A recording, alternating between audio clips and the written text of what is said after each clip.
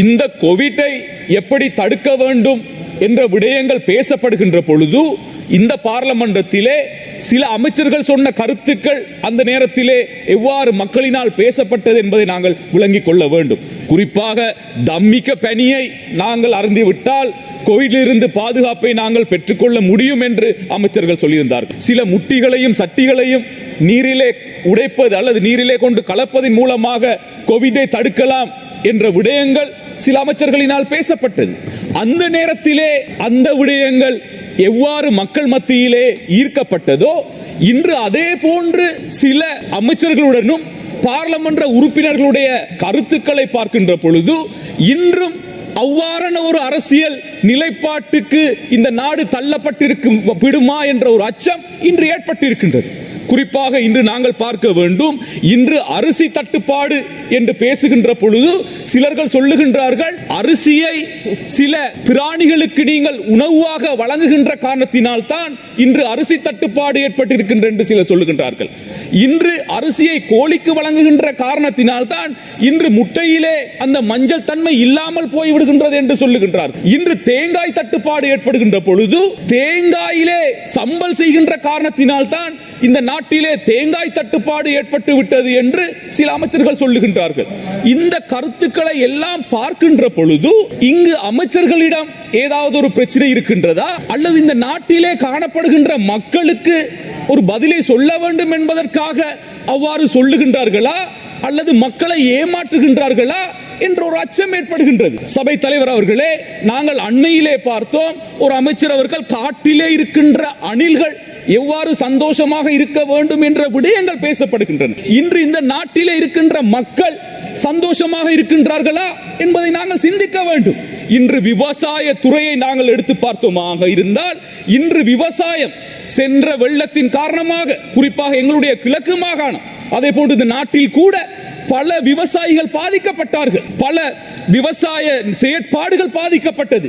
அந்த நேரத்திலே நஷ்டஈடு சம்பந்தமான விடயங்கள் முன்னெடுக்கப்பட்டதா அல்லது இன்று வழங்கப்பட்டிருக்கின்றது அந்த நிர்ணய விலை?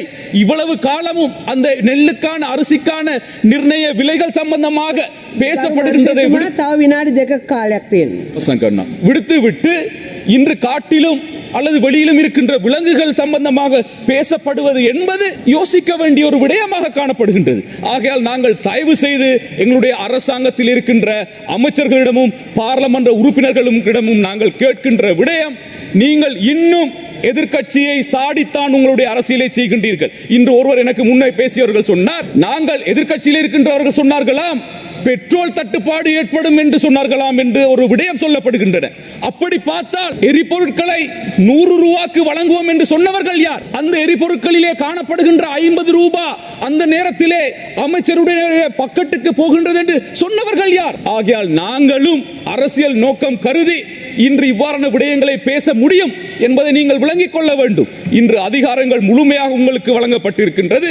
அந்த அதிகாரங்கள் மூலமாக நாட்டிலே ஒரு மாற்றத்தை ஏற்படுத்த வேண்டும் என்பதை நாங்கள் சொல்லிக்கொள்ள விரும்புகின்றோம். அதே போன்றுதான் இந்த கள்ளர்களை ஊழல்வாதிகளை பிடிப்போம் என்று சொல்லி நீங்கள் இன்று சிலர்களை பிரபலியமாக்குகின்றீர்கள்.